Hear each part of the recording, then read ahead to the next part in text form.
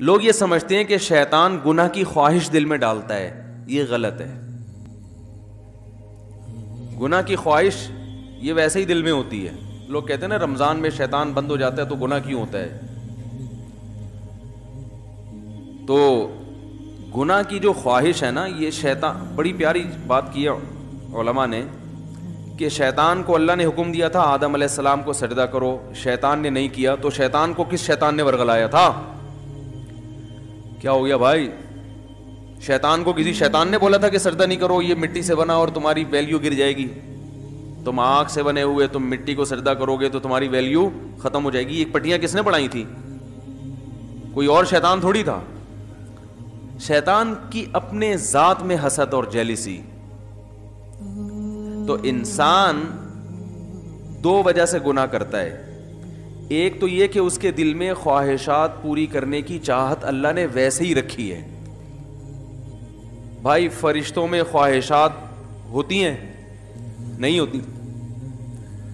فرشتوں میں نہ روٹی کی خواہش نہ کوئی اور خواہش، تو اللہ نے انسانوں میں رکھی ہوئی ہیں. روٹی بھی چاہیے، صحت بھی چاہیے، گھر بھی چاہیے، گاڑی بھی چاہیے، عزت بھی چاہیے، بہت ساری چیزیں چاہیے کر کے وہ ایک طویل فہرست بنائی ہوئی ہے اس نے. سر پہ بال بھی چاہیے، یہ بھی ضروری ہے. آج کل کیا ہمیشہ سے چاہیے. لیکن میں ان لوگوں سے کہتا ہوں کہ جو سر کے بال کٹا کے یہ سمجھتے ہیں کہ ہم اللہ کو راضی کر رہے ہیں، کم از کم یہ الزام اللہ پہ مت لگاؤ، ٹھیک ہے نا. بال کٹائیں، بعض لوگوں پہ ٹرینڈ اچھی لگتی ہے، لیکن اس کو سنت نہ سمجھیں. تو انسان کی طبیعت ایسی ہے کہ وہ خواہشات کی طرف مائل ہوتا ہے، اس کی فطرت ہے. وہ تو شیطان نہ بھی کہے تو مائل ہوتا ہے. دیکھو جب روزہ رکھتے ہیں تو ہمارا پانی پینے کا دل چاہتا ہے کہ نہیں چاہتا ہے پیاس میں؟ تو یہ شیطان سمجھا رہا کہ پانی پیو؟ بولے نا بھائی، وہ تو میڈیکل سائنس یہی کہتی ہے کہ جب پیاس لگے گی تو پانی پینے کا دل چاہے گا، تبھی تو روزے کا ثواب ملے گا. بھوک لگے گی تو روٹی کھانے کا دل چاہے گا. ہاں اب مسلمان یہ دیکھتا ہے بھائی اللہ کی طرف سے اجازت ہے تو کھا لو، اجازت نہیں ہے تو نہیں کھاؤ. اب روزہ ہے تو اللہ کی طرف سے اجازت نہیں ہے. بعض دفعہ اللہ کی طرف سے کھانے کا حکم ہوتا ہے. کسی ایسے شخص نے نفلی روزہ آپ نے رکھا ہوا ہے، دعوت کر لی جو آپ کے بڑوں میں سے ہے، قریبی رشتہ داروں میں سے ہے، آپ اس کی دعوت اٹینڈ نہیں کریں گے تو وہ ناراض ہونے کا خطرہ ہے. تو پھر شریعت کا حکم کیا ہے؟ یہاں روزہ توڑ دو، روزہ توڑ کے اس کی دعوت کھا لو. پھر فقہا کا اختلاف ہے، بعض کہتے ہیں کہ بعد میں قضا کرے، بعض کہتے ہیں نہیں کرے. امام حنیفہ کے نزدیک بعد میں قضا کرنا ضروری ہے. تو یہاں کھانا کیا بن گیا؟ حالانکہ اس وقت دل چاہ رہا ہوتا ہے کہ نہیں کھائے، کیونکہ اتنی مشکل سے دوپہر تک کا روزہ آپ نے برداشت کر لیا، صبح کی چائے چھوڑ دی، گٹکا بھی نہیں کھایا، صبح پان بھی نہیں کھایا، اتنی قربانیاں دے کے 12-1 بجے تک آپ پہنچے اور دعوت آ گئی، اور ایسی کی دعوت آئی جو آپ کے چچا لگتے ہیں رشتے میں اور بڑے قریبی ہیں. اب وہ ناراض ہو جائیں گے کہ یار آج ہی روزہ رکھنا تھا، میرے بچے کا ولیمہ ہے، آج ہی روزہ رکھنا تھا. تو بہتر کیا ہے کہ آپ روزہ، حالانکہ یہاں دل چاہ رہا ہوتا کہ نہیں توڑو، کیونکہ فقہ حنفی میں تو بعد میں قضا کرنی پڑے گی نا اس کو. یا تو چلو بالکل ہی غریبی میں معاف ہو رہا ہوتا، کہتے بعد میں کون قضا کرے گا یار، آج رکھ لیا. تو خواہشات، یہ شیطان نہ بھی ہو تو انسان کے دل میں اللہ نے خواہشات کا ایک سمندر رکھا ہے. مسلمان کیا کرتا ہے کہ جب گناہ کی طرف اس کی طبیعت مائل ہوتی ہے، جو ہر ایک کی مائل ہوتی ہے، علماء کی بھی ہوتی ہے، بزرگوں کی بھی ہوتی ہے، عامی آدمی کی بھی ہوتی ہے، یہ تو انسان کی نیچر ہے. بھائی بھوک لگی ہوگی تو روزے میں دل شدید بھوک لگ رہی ہے آپ کو. دیکھو جب رمضان گرمیوں کا روزہ ہو اور دسترخوان پہ بیٹھے ہوئے ہوں، سامنے چاٹ اور پتہ نہیں کیا کیا چیزیں مزے کی رکھی ہوئی ہوتی ہیں، تو مفتی صاحب بھی ٹائم دیکھ رہے ہوتے ہیں نا جلدی یار کتنا ٹائم رہ گیا، کیا خیال ہے؟ تو پتہ چلتا ہے بھائی اس کا بھی دل چاہ رہا ہے. تو بزرگ بیٹھے ہوں گے وہ بھی بار بار دیکھ رہے ہوں گے، اذان کی طرف توجہ ہوگی کہ یار کب سائرن بجے گا یا کب اذان ہوگی. تو یہ جو خواہشات اللہ نے ہمارے اندر رکھی ہیں، ان خواہشات کی طرف ہر ایک کی طبیعت مائل ہوتی ہے.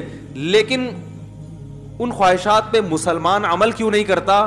بھائی ناجائز ہے، ضمیر ملامت کرتا ہے، بھائی سزا ملے گی اس پر، دنیا میں بدنام بھی ہو سکتے ہیں اور آخرت میں بھی سزا مل سکتی ہے. یہ چیزیں ہیں جو زنا سے بھی روکتی ہیں, شراب سے بھی روکتی ہیں, ماں باپ کے ساتھ بدتمیزی سے بھی روکتی ہیں, اور بہت ساری چیزوں سے. شیطان کیا کرتا ہے کہ جب آپ بریک لگا رہے ہو نا, اس کے انجام کو دیکھ کے, تو شیطان اس کا بھیانک انجام پہ ایک چمک پٹی جو ہے نا, یا ایک خوبصورت چادر لگا کے اس بھیانک انجام کو خوبصورت کر کے دکھا دیتا ہے. بات آ رہی ہے سمجھ میں؟ شراب پینے والا جو پہلی دفعہ شراب پیتا ہے تو اسے پتا ہوتا ہے کہ یہ غلط ہے, تبھی وہ کبھی اپنی اولاد کے لیے شراب کو پسند نہیں کرے گا کہ میرے بچے بھی شرابی ہوں, میری بیگم بھی شراب پیتی ہو, میرے ابا بھی پیتے ہوں, میری اماں بھی پی, وہ کہے گا میں ہی پیوں, باقی میرے رشتہ داروں میں کوئی نہ پیے.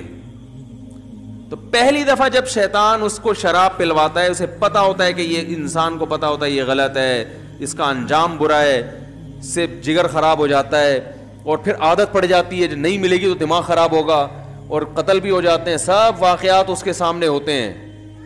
لیکن وہ یہ کہہ کے پیتا ہے کہ شیطان اسے کہتا ہے اگر تم نے یہ لذت حاصل نہیں کی اور اس کے بغیر ہی دنیا سے چلے گئے تو یہ مزہ تو بولو بھائی رہ گیا. بعض دفعہ یہ کہتا ہے پی لو, ایک دو دفعہ سے کیا ہوتا ہے توبہ کر لینا. بعض دفعہ یہ کہتا ہے تمہاری ٹینشنیں اتنی ہیں کہ شراب کا جو نقصان ہے وہ نقصان اتنا زیادہ نہیں ہے جتنا یہ ٹینشن تمہیں نقصان دے رہی ہے, تو علاج کے طور پر پی لو, یہ ٹینشن تو ختم ہوگی نا.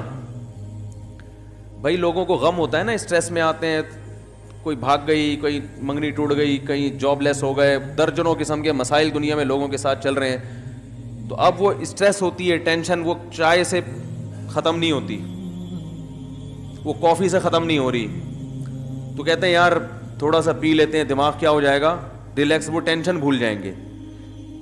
تو یہ شیطان یہ کیا کرتا ہے, وَزَيَّنَ لَهُمُ الشَّيْطَانُ أَعْمَالَهُمْ. شیطان, قرآن کہتا ہے کہ شیطان کسی برائی میں جو بدبو ہے نا اور جو گندگی ہے اس کو ہٹا کے اس کو مزین کر دیتا ہے. زینت کسے کہتے ہیں؟ زینت کہتے ہیں نا کوئی مزین کا مطلب یہ نہیں کہ یہ چیز واقعی اچھی ہے یا نہیں ہے, میک اپ اچھا ہے, اس کو زینت کہتے ہیں. بھائی زینت اوپر کی چیز ہے نا, خواتین جو بیوٹی پارلر میں جا کے بنتی ہیں تو کیا اندر سے تھوڑی چینج ہو جاتی ہیں؟ جو بدصورت ہے وہ بدصورت ہی رہتی ہے, جو خوبصورت ہے وہ خوبصورت, لیکن بدصورت کو ڈسٹیمپر کر کے خوبصورت بنا دیا. دیکھنے میں بیوٹی پارلر والوں کی کوشش ہوتی ہے کہ دیکھنے میں اچھی لگے. دولہا بھی آج کل بیوٹی پارلر جا رہے ہیں تو اس کا مقصد کیا ہوتا ہے, دیکھنے میں کیسا لگے. تو زینت کا تعلق دیکھنے سے ہے کہ دیکھنے والوں کو اچھا لگے, حقیقت میں اندر سے اچھا ہو یا نہ ہو. کیونکہ اندر سے اچھا کرنا اس کے لیے بادام کھانے پڑیں گے روزانہ 1 پاؤ, پستے کھانے پڑیں گے, اور پھر ایکسرسائز, جاگنگ. کہتے ہیں یار 6 سال میں جا کے پھر بھی یقین نہیں ہے کہ لگیں گے بھی نہیں لگیں, صحیح ہے نا. تو اس کا طریقہ یہ وقتی طور پہ بادام میں وٹامن ای ہوتا ہے, تو ایسا کوئی ڈسٹیمپر کر دو تو دیکھنے میں ای نظر آئے, دیکھنے میں لگے بھائی اسکن جو ہے وٹامن ای سے بھری ہوئی ہے. تو وہ وقتی طور پر کام چلایا, اس کے بعد پھر جو ہے شادی مادی ہو گئی, اس کے بعد دوبارہ سے ویسے ہی پرانے جیسے تھے ویسے ہی نکل آئے. تو زینت کا مطلب کیا ہوتا ہے؟ دیکھنے میں اچھا. تو قرآن کے الفاظ دیکھیں, وَزَيَّنَ لَهُمُ الشَّيْطَانُ أَعْمَالَهُمْ. شیطان ان کے برے اعمال کو مزین کر دیتا ہے, یعنی برائی سے برائی ختم نہیں کر سکتا, لیکن وہ ایسا بنا دیتا ہے کہ دیکھنے میں وہ برا کیا لگ رہا ہوتا ہے, اچھا لگ رہا ہوتا ہے, دیکھنے میں اچھا لگ رہا ہوتا ہے. غور کرو گے تو نہیں لگے گا. دیکھو جو چیز دیکھنے میں اچھی لگ رہی ہوتی ہے, اگر اس کی گہرائی میں جا کے غور کرو گے تو پھر عقل فیصلہ کرتی ہے حقیقت میں بھی ہے یا نہیں ہے. لیکن شیطان جب دیکھنے میں ایک چیز کو اچھی بنا دیتا ہے نا, تو شہوت پرست لوگ پھر زیادہ ڈیپ میں جا کے غور کرنے کا تکلف نہیں کرتے. وہ کہتے ہیں یار اچھا ہے نا, بس نظر آ رہا ہے نا اچھا, تو حاصل کر لو اس کو. شراب جیسی بدبودار چیز کو بھی شیطان اچھا بنا کے پیش کر